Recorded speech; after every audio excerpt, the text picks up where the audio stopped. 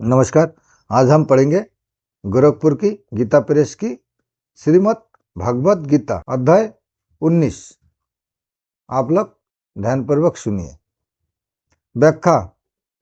पांडव सेना की वह शंखध्वनि इतनी विशाल, गहरी, ऊंची और भयंकर हुई कि उस ध्वनि प्रतिध्वनि से पृथ्वी और आकाश के बीच का भाग गूंज उठा। उस शब्द से अन्यायपूर्वक राज्यों को हड़पने वाले के और उनकी सहायता के लिए उनके पक्ष में खड़े हुए राजाओं के हृदय वितीर्ण हो गए। तात्पर्य है कि हृदय को किसी अस्त्र शस्त्रों से विदीर्ण करने से जैसी पीड़ा होती है, वैसी पीड़ा उनके हृदय में शंख ध्वनि से हो गई। उस शंख ध्वनि ने कौरव सेना के हृदय में युद्ध का जो उत्साह था, बल था, उसको कमजोर बना दिया, जिससे उनके हृदय में पांडव सेना का भय उत्पन्न हो गया। संजय ये बातें धृतराष्ट्र को सुना रहे हैं। धृतराष्ट्र के सामने ही संजय का धृतराष्ट्र के पुत्रों अथवा संबंधियों के हृदय वितीर्ण कर दिए, ऐसे कहना संभवतः पूर्ण और युक्ति संगत नहीं मालूम देता। इसलिए संजय को ना कहकर आपके पुत्रों अथवा संबंधियों के ऐसा कहना चाहिए था, क्योंकि ऐसा कहना ही संभवतः है। इस दृष्टि से वहाँ धृतराष्ट्र नाम पद का अर्थ जिन्होंने अन्यायपूर्वक राज्य को धारण किया, ऐसा लेना ही युक्ति संगत तथा संभवतः पूर्ण मालूम देता है। अन्याय का पक्ष लेने से ही उनके हृदय वितीर्ण हो गए। इस दृष्टि से भी यह अर्थ लेना ही युक्ति संगत मालूम देता है। यह शंका होती है कि कौरव की गरह अखनी सेना के शंख आदि बाजे तो उनके शब्द का पांडव सेना पर कुछ भी असर नहीं हुआ, पर पांडवों की 7 अखनी सेना के शंख बाजे तो उनके शब्द से कौरव सेना के हृदय वितीर्ण क्यों हो गए। इसका समाधान वह है कि जिनके हृदय में अधर्म, पाप, अन्याय नहीं है, अर्थात जो धर्मपूर्वक अपने कर्तव्य का पालन करते हैं, उनका हृदय मजबूत होता है। उनके हृदय में भय नहीं होता। न्याय का पक्ष होने से उनमें उत्साह होता है, शूरवीरता होती है।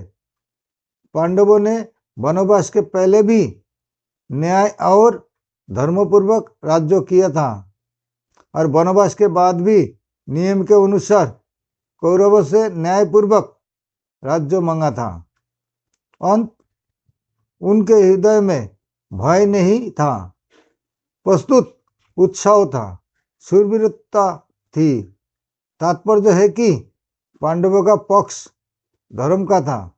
इस कारण कौरवों की 11 अखनी सेना के बाजों के शब्द का पांडव सेना पर कोई असर नहीं हुआ, परंतु जो अधर्म, पाप, अन्याय आदि करते हैं, उनके हृदय स्वाभाविक ही कमजोर होते हैं।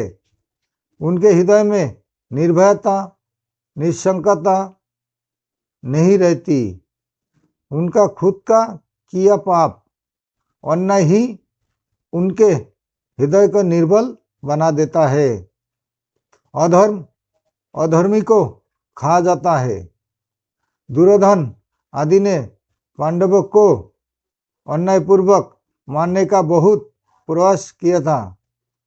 उन्होंने छल कपट से अन्यायपूर्वक पांडवों का राज्य छीना था और उनको बहुत कष्ट दिए थे। इस कारण उनके हृदय कमजोर निर्बल हो चुका था। तात्पर्य है कि कौरवों का पक्ष अधर्म का था। इसलिए पांडवों की 7 अखोनी सेना की शंख ध्वनि से उनके हृदय विदीर्ण हो गए। उनमें बड़े जोर की पीड़ा हो गई। इस संगम से साधक को सावधान हो जाना चाहिए कि उसके द्वारा अपने शरीर वाणी मन से कभी भी कोई अन्याय और अधर्म का आचरण ना हो। अन्याय और अधर्म युक्त आचरण से मनुष्य का हृदय कमजोर निर्बल हो जाता है। उसके हृदय में भय पैदा हो जाता है। उद्धार रणार्थ लंकाधिपति रावण से त्रिलोकी की डरती थी। वही रावण जब सीता जी का हरण करने जाता है तब भयभीत होकर इधर उधर देखता है। इसलिए साधक को चाहिए कि वह अन्याय अधर्म युक्त आचरण कभी ना करे। अन्याय धृतराष्ट्र कहते धृतराष्ट्र ऐसी बहुव्रीहि समास करने के बाद धृतराष्ट्र एवं इस विग्रह में शर्तों में तनिद्रा का अन प्रयत्न किया गया, जिससे धृतराष्ट्र यह रूप बन गया। वह षष्ठी विभक्ति के पूर्वक की आवश्यकता होने से षष्ठी में धृतराष्ट्र नाम ऐसा प्रयोग किया गया है। व्याख्या: धृतराष्ट्र ने पहले श्लोक में अपने और पांडवों के पुत्रों के विषय में प्रश्न किया था।